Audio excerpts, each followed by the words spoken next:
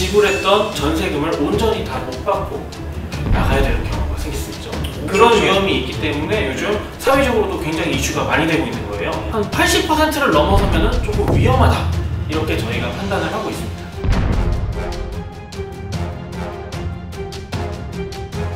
네, 앞서서 집을 구하는 방법에 대해서 알아봤습니다. 그런데 말입니다.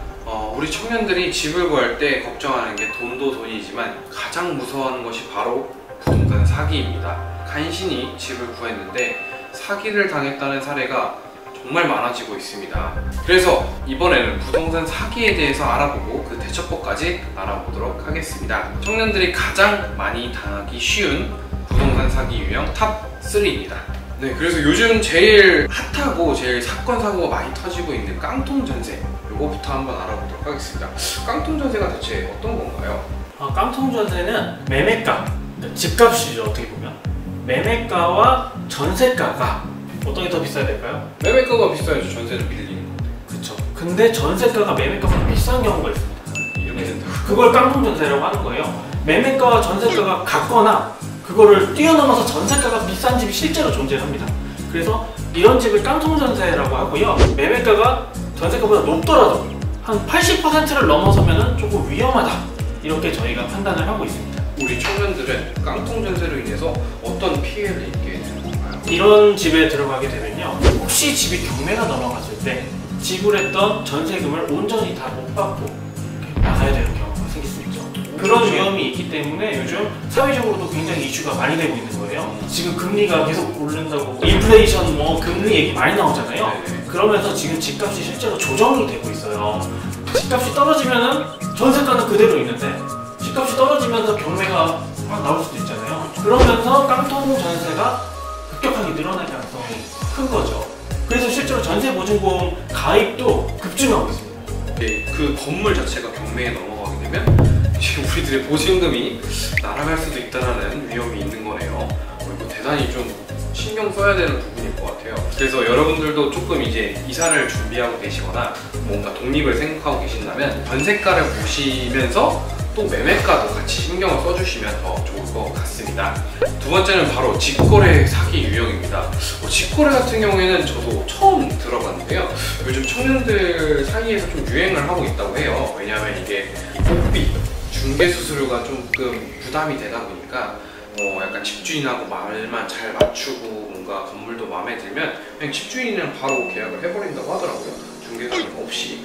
이렇게 됐을 경우에는 또 어떤 문제들이 있나요? 이제 직거래 피해 사례가 계속 늘어나고 있어요. 왜냐면 복비라고 하죠. 저희는 이제 중개 보수라고 하는데요. 이 비용을 아껴야 되잖아요. 뭐든 다 아껴야 되는 상황이기 때문에 이런 직거래 형태도 늘어나면서 사고도 덩달아서 늘어나고 있는데요. 이 직거래 같은 경우 어떤 약점이 있을 수 있는지를 말씀을 드릴게요. 공인중개사가 개입을 하게 되면은 공적 장부, 등기부 등본이라든지 건축물 대장 이런 서류들에 대해서 자세하게 설명할 의무가 있어요. 근데 직거래 같은 경우 그런 의무가 없잖아요. 그래서 그냥 아무 문제 없이 대출이 많은데도 그냥 넘어갈 수도 있는 거고, 저희는 그걸 꼭 짚어야 되거든요. 아니면 저희가 손해를 나중에 배상해야 되잖아요. 그런 위험이 있기 때문에 저희는 설명을 꼭 하는데, 임대인한테 불리한 거는 임대인이 굳이 그거를 설명을 안 하고 넘어갈 가능성도 실제로 존재하죠. 그런 부분이 있을 수 있고요. 그리고 저희 같은 경우에는 이런 사고가 혹시라도 발생이 됐을 때 보험을 의무로 가입하고 있어요. 한 중개업소당 1억 원 이상을 가입하고 있거든요. 그래서 혹시 사고가 발생했을 때 이런 보험에서 바로 지급이 된다는 거. 근데 임대인은 그런 보험을 가입하지 않아도 되거든요. 피해에 대한 고지 내용, 그리고 피해가 발생했을 때 이런 보상에 관한 게 차이가 있을 것 같습니다. 대단히 중요할 것 같습니다. 임대인은 솔직히 말해서 내가 대출이 있어도 그냥 이건 중요하지 않은 거야. 그냥 넘어가. 이렇게 하고서 그냥 도장 쾅쾅 찍어버리면 끝날 수도 있는 거죠. 근데 이제 중개사님을 껴서 하면은 그런 것들에 대해서도 자세하게 듣고 이럴 수 있으니까요. 그리고 중개사 스스로는 그래서 조금 주식을 해서 우리가 큰 피해를 막는 게 더 중요할 것 같습니다. 네, 그러면 마지막으로 허위 매물에 대해서 알아보겠습니다. 요즘에 많이 없어졌다고 하지만 허위 매물은 언제 어디서나 존재할 수 있으니까요. 요거에 대해서 한번 말씀해 주시면 좋을 것 같습니다.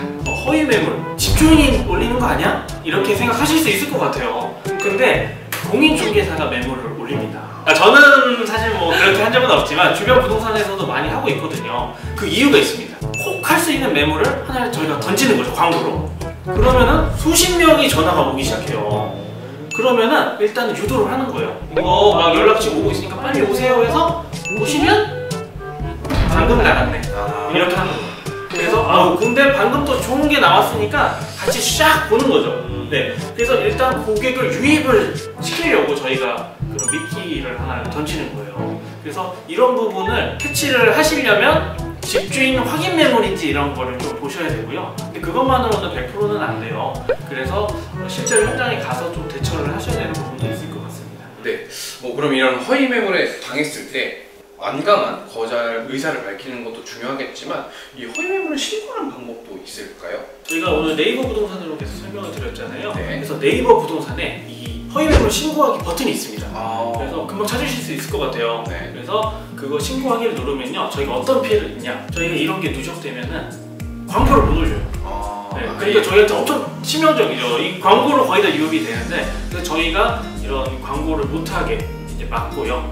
그리고 이렇게 네이버 포털로 이렇게 하실 수도 있지만 부동산과라고 구청이랑 시청마다 있거든요. 그쪽에 이제 이런 신고를 하시면은 과태료 처분까지도 받게 되겠죠. 그래서 이런 루트를 통해서 어느 정도는 적극적으로 또 해주셔야 이런 게 근절이 되지 않을까. 그래야 허위 매물을 올리지 않는 공인중개사들한테도 피해가 있는 거고, 또 이렇게 고객분들한테도 시간적으로도 이런 피해가 있으니까 이런 거를 근절할 수 있도록 신고도 해주시기 바랍니다. 여러분들께 좀 더 중요한 걸 말씀을 드려야 될 것 같아요. 집 구하기 전에 가용 자금 확인과 대출 계획을 세우셔야 합니다.